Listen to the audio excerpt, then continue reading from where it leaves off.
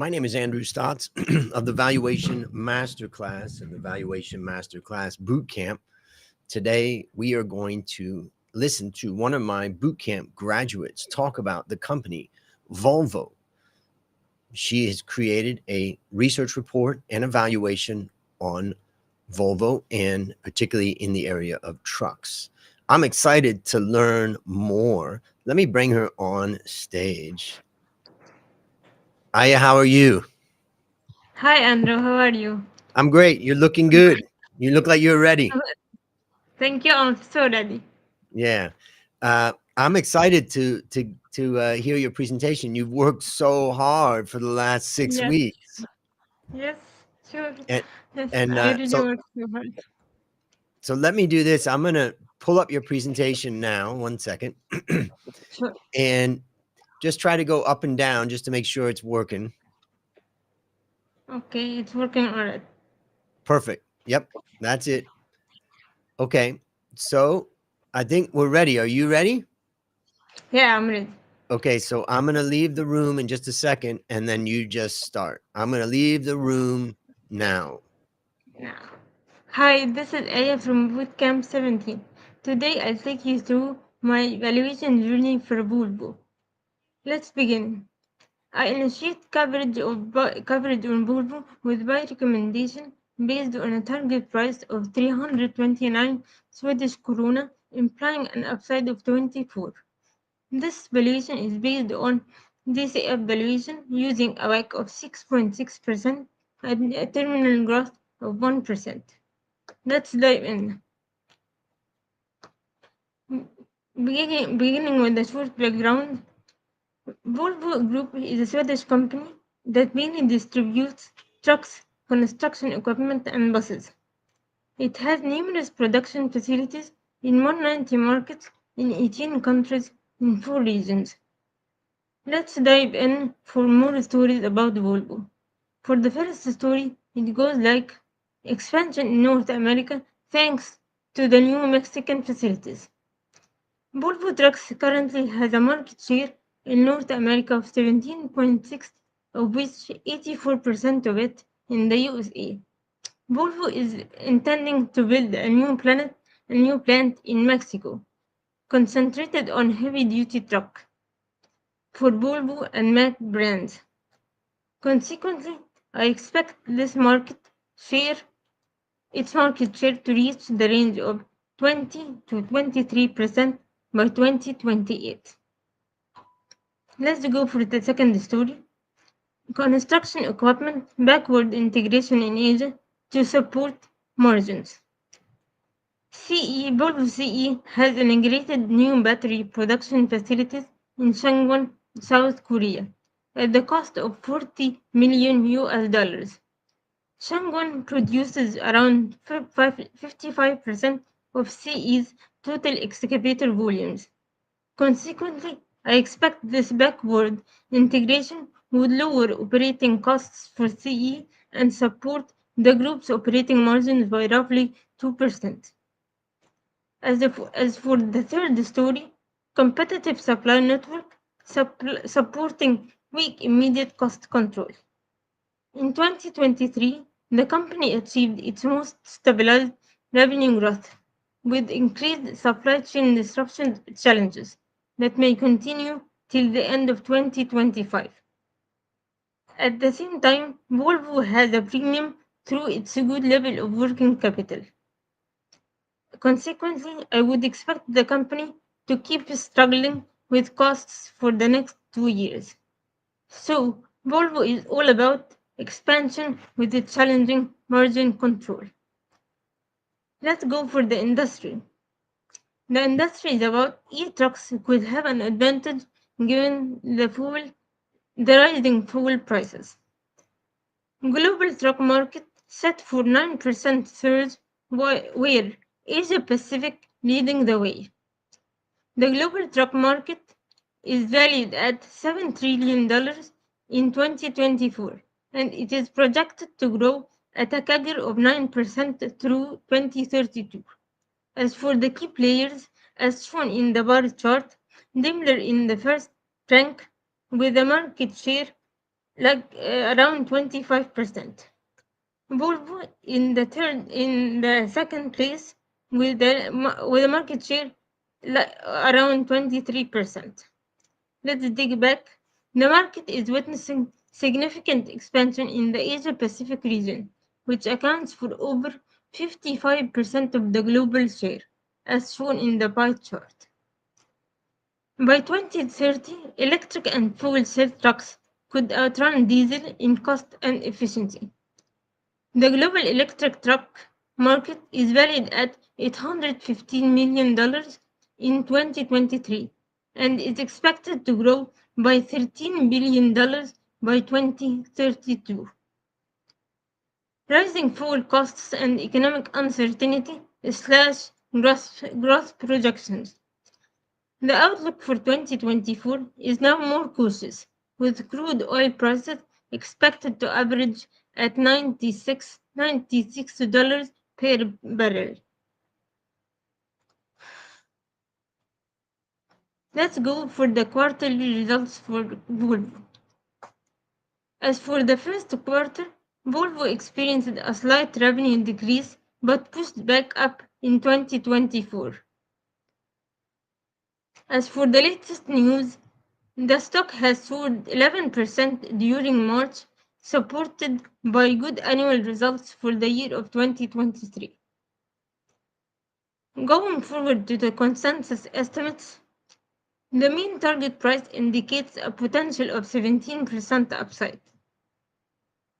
Following to the revenue structure, Volvo's revenue increased to 553 billion Swedish krona in 2023. This growth was driven by increased truck orders from North America and the gradual recovery in South America, setting a new GPM level at 27%.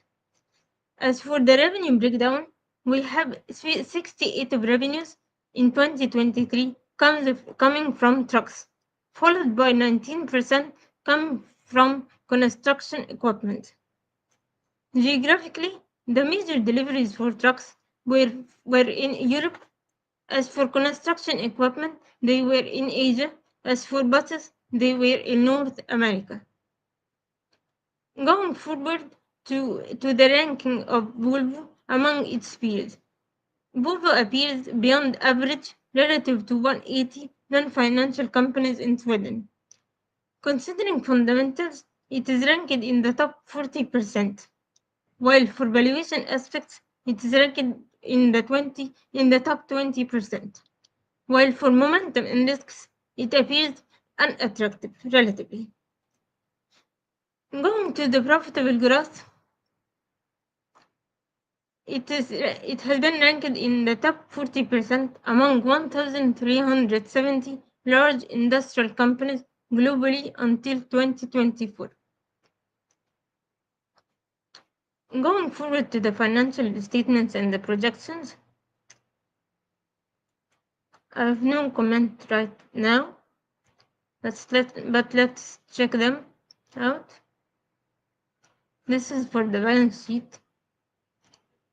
Going to liabilities and equity.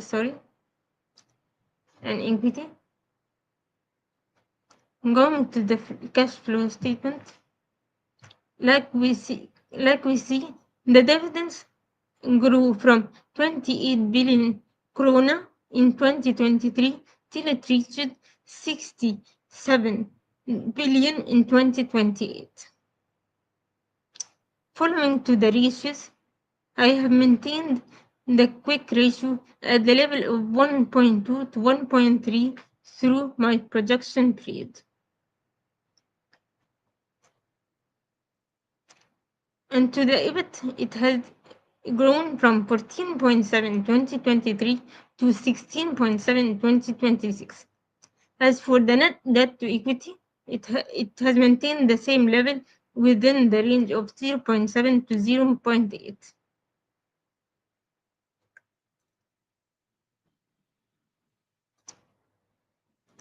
Following through to the cash flow data, we can see that depreciation has grown from 21 billion in 2023 till it reached 29 billion by 2028. Considering the capex of 23 billion by 2023 to reaching 35 billion by 2028. As for the relative valuation, on the forward 2025 PB multiple, Volvo B looks cheap. It is trading at a significant discount of 0.09 times based on the 2025 estimated PB to ROE multiple, which shows it is highly undervalued. Going to the PE to growth ratio, the forward 2025 estimated PE multiple, Volvo trades at a significant discount. It trades at a discount of 0.26 times based on the 2025 PE to EPS multiple compared to Sweden and Asia, as you can see in the tables. Following to the valuation, I've used a risk-free rate of 1.9% and a low terminal growth rate of 1%, giving me the result of the value of 329 Swedish krona per share based on the free cash flow to the firm methodology. As for the sensitivity analysis, on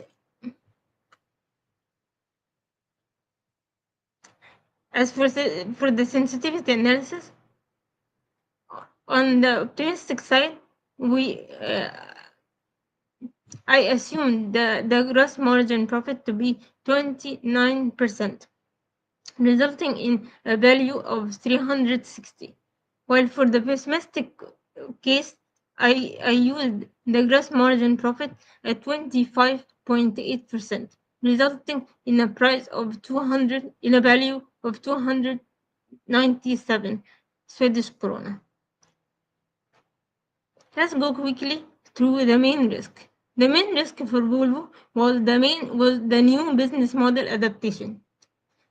The transport and vehicle industry faces new technologies, business models, competitors, shifting the Volvo Group from a heavy commercial vehicle manufacturer to more of a provider of transport and logistics solutions.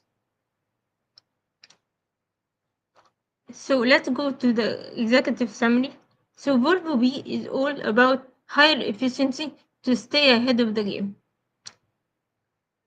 Again, I initiate a target price of 329 with an upside of 24% based on a DCF-based valuation using a WACC of 6.6% and a terminal growth of 1%, as you can see in the graph. Thank you. That was Aya from Bootcamp 17. Aya, that's excellent. Let me ask some Thank questions. you. We got some good questions coming in. One comes from Kamal, who says, if the market share is expected to increase, why are you using just a 1% terminal growth rate? Why not use a bigger one? Yeah, I thought that Volvo is in its maturity stage. So I didn't assume a big growth rate in the terminal period. Yeah, and its market share is pretty impressive in the US. I didn't know it was that high. We got another question from Karina. It says, have you said margins are challenged, but how do you get the gross margin to grow by over 4% from 2024 to 2026? Maybe you can talk to us about that. The gross margin, Yes. let me get to it. Let me go for it. Yep.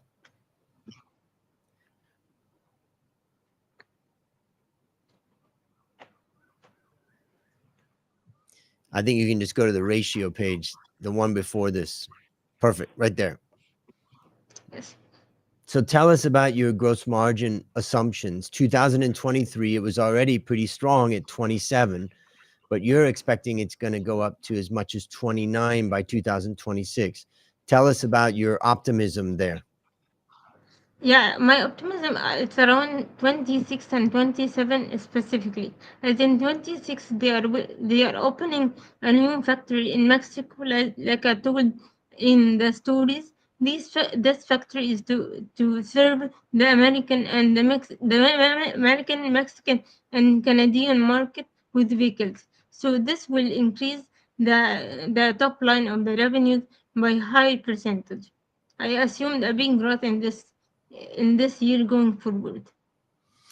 And one last question is, it seems like this question is about the Changwon battery plant in Korea. Yeah, He said, can a battery production facility in Changwon impact the whole business? Isn't $40 million investment small? Why do you think this one is going to have a big impact? considering the backward integration, considering costs, the costs will decrease by a high percentage in the region of Asia. And the region of Asia is the largest region for this segment of the business, like the construction equipment segment. The biggest sales of this segment is in Asia. So it will strongly affect the gross profit margin and the operating costs there for the CE. So how does it feel to graduate from the Valuation Masterclass boot camp? Amazing, amazing. I really loved this boot camp. It taught me a lot about discipline and going and pushing my limits to an extent I have never known about this limit, that I have this limit in me. So I love this about boot camp. Yeah, you've done great, and it has been a big push, and you've responded Yes. well. So, and I always love your questions and your involvement in the boot camp. So that's great. Thank you. Thank What you very much. let's discuss about the transformation that you went through in the boot camp. Compare yourself today to when you first came in. Okay. I went into the boot camp searching for a mentorship and like baby steps or small steps to get me to the results. I really found that in boot camp. The issue of depending on small consistent steps to get to the results, that was really helpful for me. Fantastic. Well, I want to congratulate you for your job well done. I think the Thank you report very on much. Volvo was great, and you had some good questions. So I'm going to take you out of this now, and you just wait for a minute, and I'll be back to talk to you. But okay. Okay, great. Thank you. Yep. Thank you very much. Yep. Well, that's interesting. It was a good presentation by Aya, and she really has been a contributor in the boot camp. And as you heard from her, it really pushed her limits, and she really responded. If you want to build a competitive advantage in company valuation, why not join Valuation Masterclass Bootcamp? My name